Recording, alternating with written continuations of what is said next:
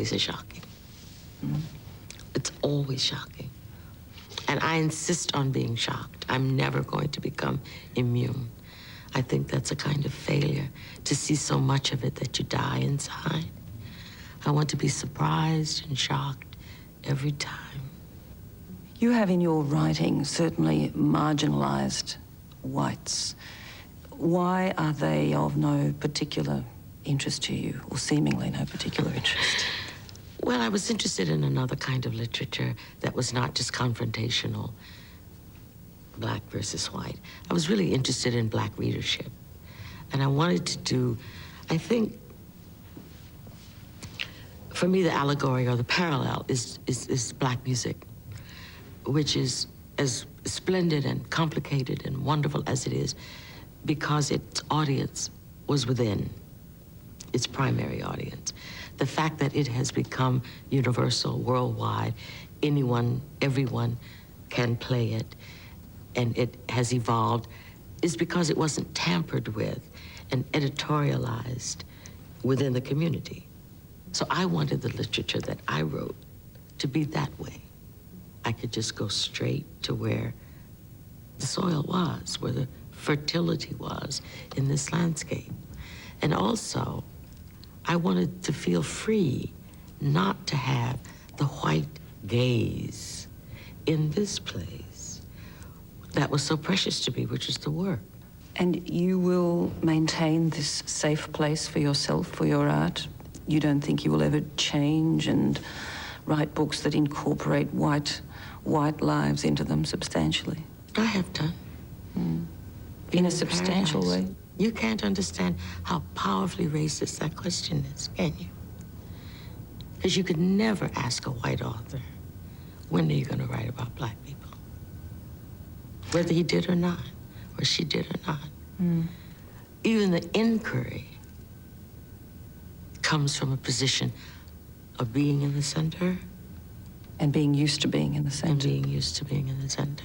And saying, you know, is it ever possible that you will enter the mainstream?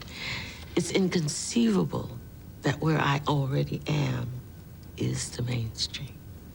Oh, no, that wasn't the implication of my question. I think you are very, very much in the mainstream. It's a question of the subject of your narrative, whether you want to alter the parameters of it, whether you see any benefit in doing that, or will you clearly see disadvantages in doing it from your own point of view? Artistic disadvantages. There are no pluses for me.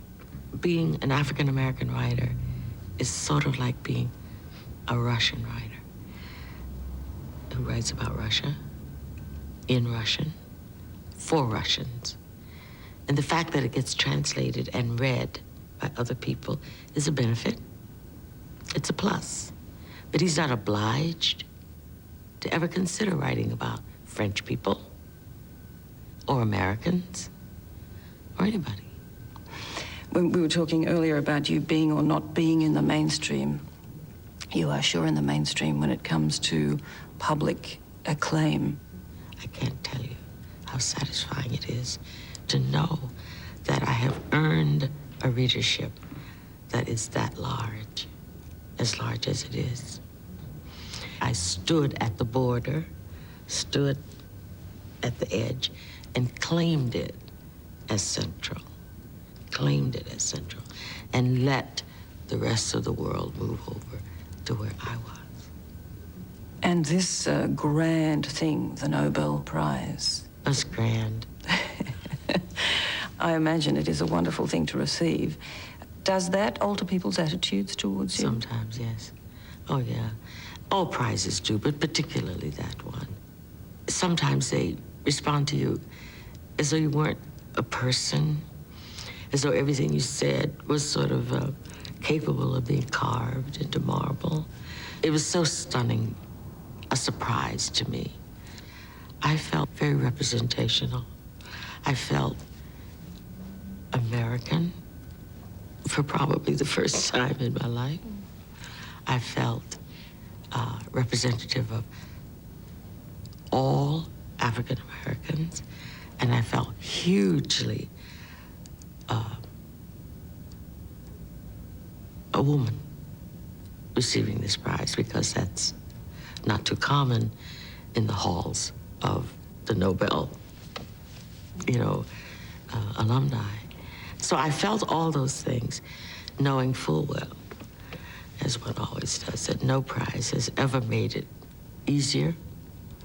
You still have to look at that blank page, and all of that was always going to be my problem. Leaving all of that to one side, the publicity and all the rest of it, the acclaim, do you these days sit back when you're writing, read over a phrase that you've just written and say, my God, that's beautiful? Occasionally. I'm aware of what's really beautiful, things that I think came off really well. And I'm also aware of the sentences that I have written that at last I know how I should rewrite them, even long after the book's been published. Toni Morrison, it's been great pleasure meeting you. Thank you very much. My pleasure.